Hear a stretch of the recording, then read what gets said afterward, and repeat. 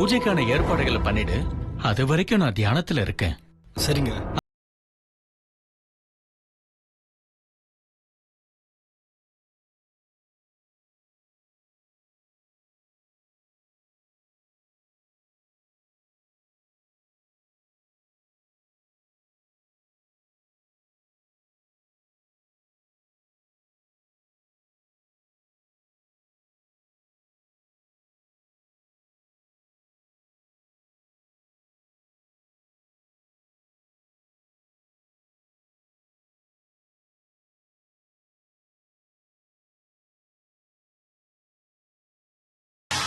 இங்க வாமா.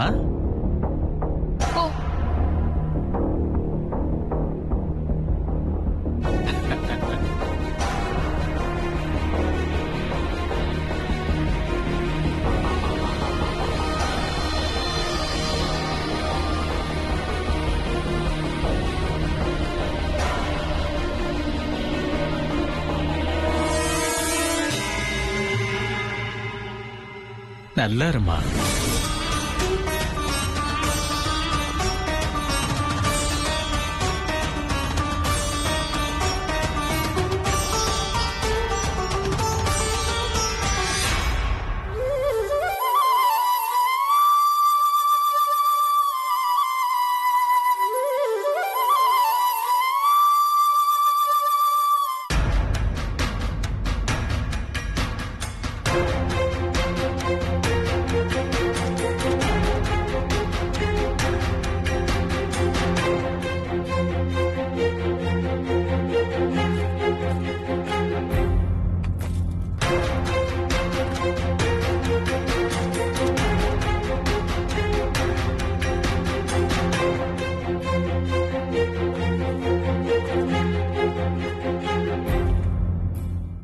ஐயா, நான் சொல்லியிருந்தேன் இல்லைங்களா, இதான் என் பொண்ணு ஸ்வேதா.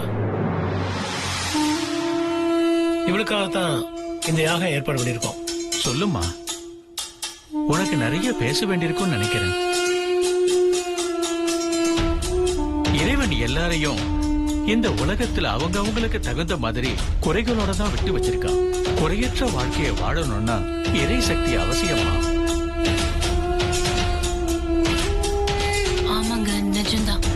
எனக்கு நிறைய குறை இருக்கு. சொல்லுமா, உன் குறை என்ன?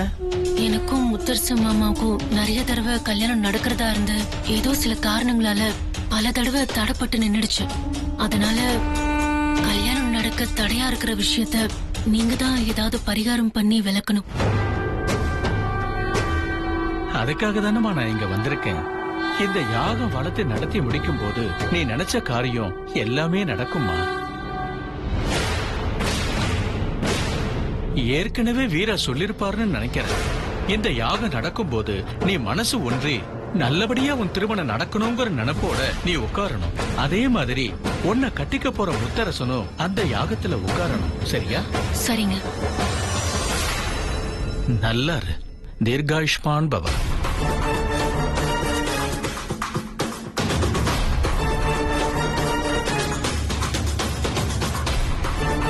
நான் தியானத்துல அமர்றேன். இந்த இடத்தை தியானத்தால சுத்தப்படுத்திட்டு தான் நான் பூஜையை ஆரம்பிக்கணும்.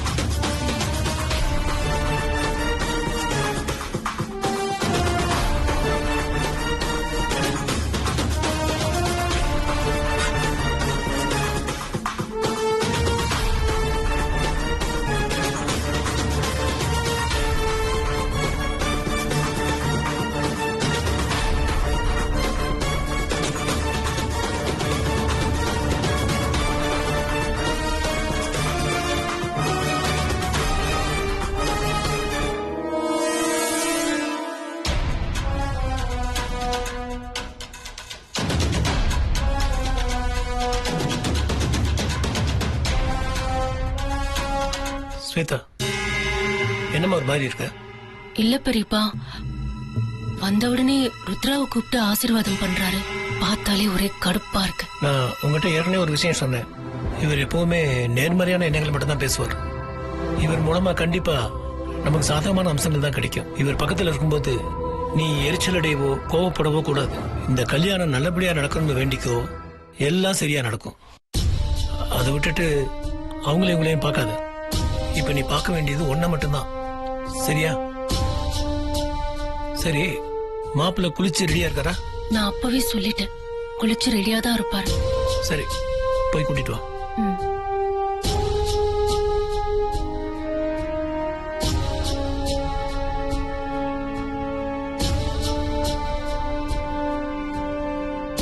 மாமா, பணிக்கர் வந்துட்டாரு. பூஜைக்கான ஏற்பாடெல்லாம் முடிஞ்சிடுச்சு. நீங்க வந்துட்டீங்கன்னா பூஜை ஆரம்பிச்சிடலாம். சரி, நீ போன வர.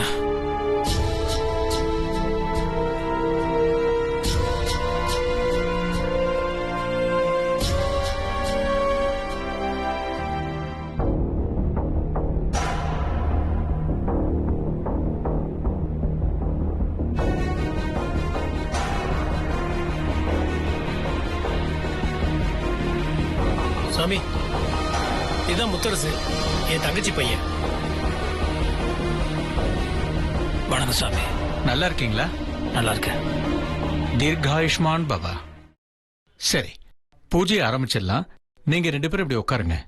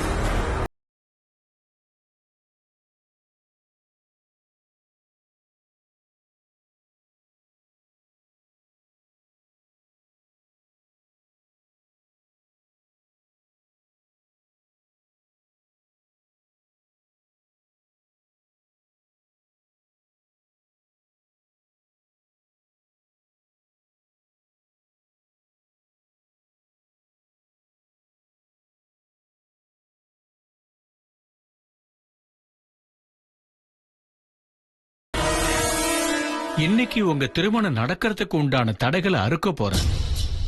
அதுக்கான மந்திரங்களை சொல்ல போறேன். அதனால நீங்களும் சேர்ந்து கண்மூடி உங்க திருமணம் எந்த விதமான தடைகளும் இல்லாம நல்லபடியா நடக்கணும்னு மனதார வேண்டிக்கங்க.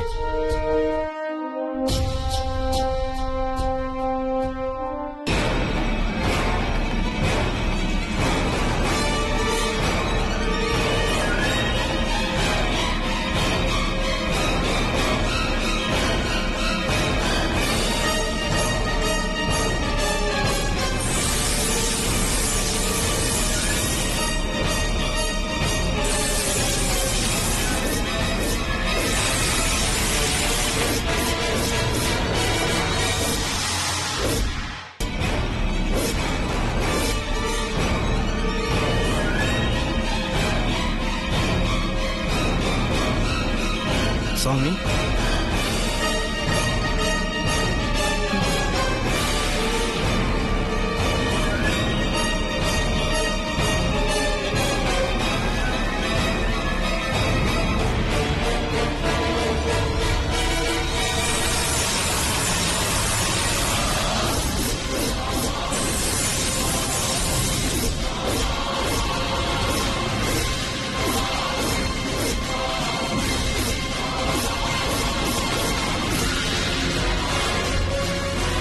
ஏதோ ஒரு தடை என்ன தடுக்குது. என்னால இந்த பூஜையை தொடர்ந்து பண்ண முடியல. நான் ஏற்கனவே சொன்ன மாதிரி நீங்க 2 பேரும் மன ஒத்து இருந்தா மட்டும்தான் இந்த பூஜை நல்லபடியா நடக்கும். அதனால நான் இப்ப செய்ய போற சில விஷயங்கள் மூலமா உங்க பாவங்கள் கழிய போகுது. தம்பி, முதல்ல நீங்க இந்த விஷயத்தை பண்ணணும். சரி சாமி. நான் சொன்னத மனசார நினைங்க. இந்த பிறவியில மட்டும் இல்ல, எல்லா பிறவிகள்லயும் செஞ்ச பாவங்கள் அனைத்தையும் இந்த நெருப்பு காணாமல் செய்யட்டும். நீங்க செஞ்ச பாவங்கள் அனைத்தையும் நினைச்சுக்கங்க.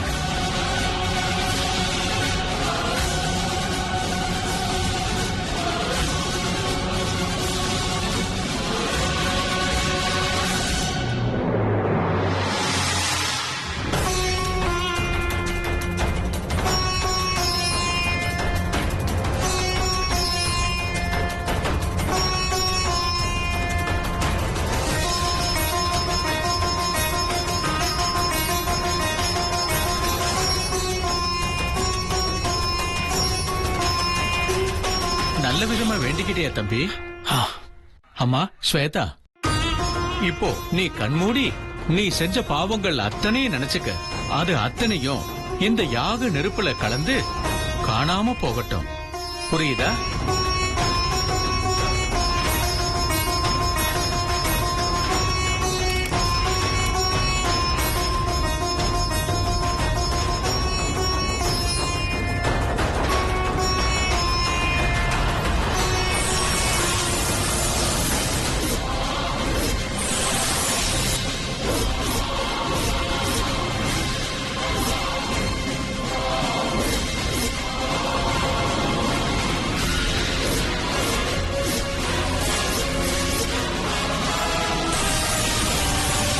பகவதி அம்மே,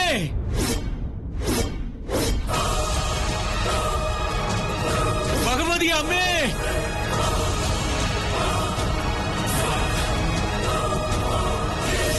நீங்க எல்லாரும் என்ன மன்னிக்கணும். என்னால இந்த யாகத்தை நடத்த முடியல. உங்க 2 பேரோட ஜாதகமும் எனக்கு வேணும். அதுக்கு அப்புறம் தான் நான் இந்த பரிகாரத்தை பண்ண முடியுமா முடியாதாங்கிற விஷயத்தை சொல்ல முடியும். இதோ எடுத்துட்டு வந்துடுறேன்.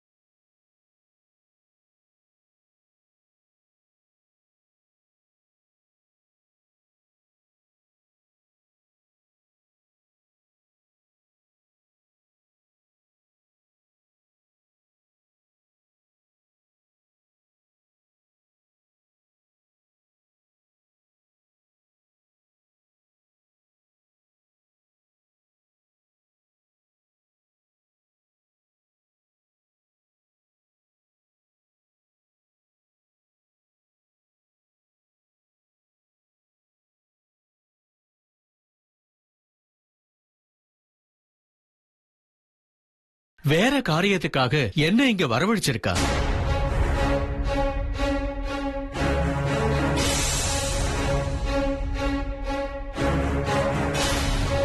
முத்தரசன், உன் மனைவியோட மரணம் துர்மரணம் தானே?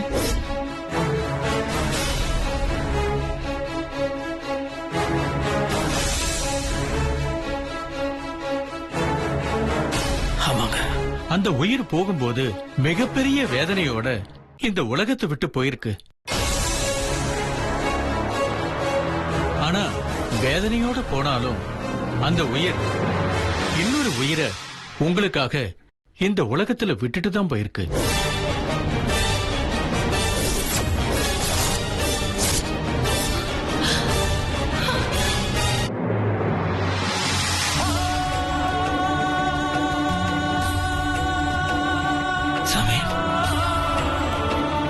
சொல்றீங்க புரியல. உங்களுக்கு ஒரு வாரிசு இருக்கு.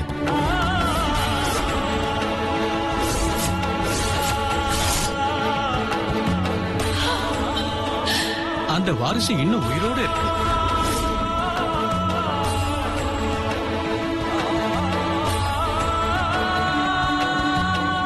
என்ன சாமி சொல்றீங்க?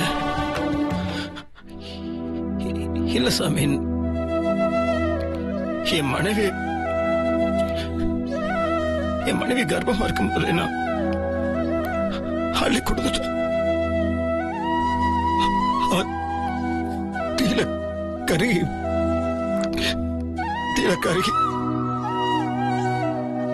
சாம்பலா போயிட்டு. எல்லாரும் செத்து போனவங்களுக்கு கொல்லி வைப்பாங்க.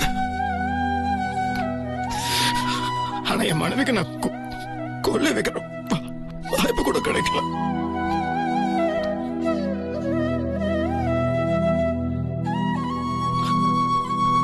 சாம்பளம் தான் சமயம் என் கையில கொடுத்தாங்க.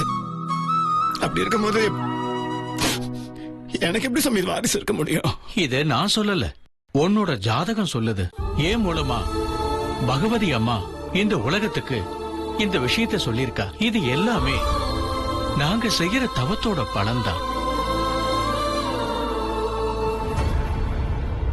இறைவன் எல்லா விஷயங்களுக்கும் எங்களை ஒரு கருவியாதான் பயன்படுத்துறான்.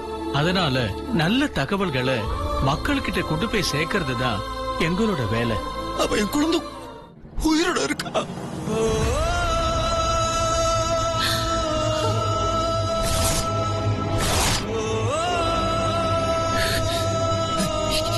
சாமி, அப்போ எங்க சாமி இருக்கு?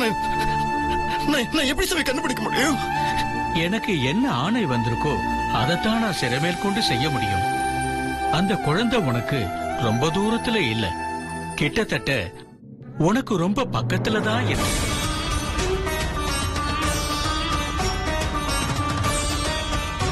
உன் குழந்தை யாரு என்னங்கிற தகவல் உனக்கு சீக்கிரமா வந்து சேரும்.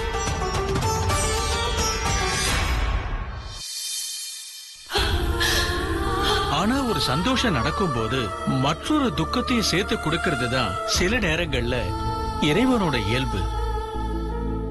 அந்த குழந்தை உன்கிட்ட வந்து சேரும் போது அதுவும் உயிருக்கும் ஆபத்தை கொண்டு வந்து சேர்க்கும்.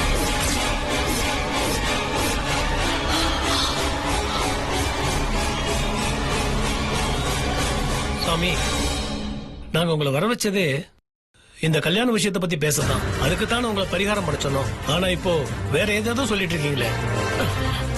300 வருஷமா எங்க பரம்பரையில தெய்வீக தன்மையோட இந்த தொழிலை செஞ்சுக்கிட்டு இருக்கோம்.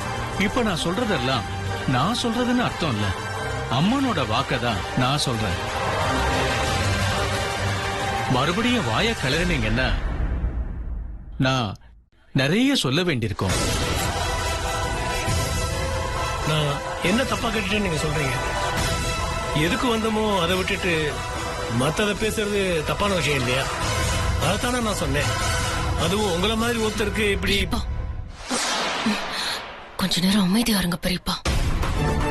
நாம அவரை வர வச்சது வேற விஷயமா இருந்தாலும் இப்பவும் நல்லதானே நடந்திருக்கு. அப்படி இருக்கும்போது எதுக்காக அவரை வற்புறுத்துறீங்க? இப்போ பேசாம சும்மா இருங்க.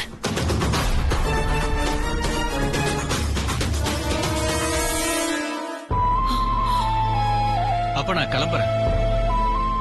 சாமி, இவ்வளவு தூரம் சொல்லிட்டீங்க. என் குழந்தை எங்க சாமி இருக்கும்?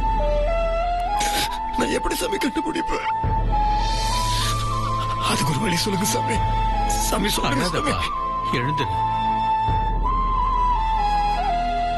நான் தான் சொன்னேனே, நான் ஒரு கருவி.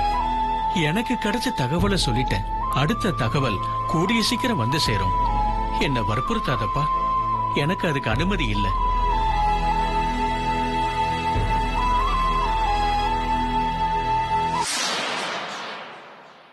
நான் புறப்படுறேன்.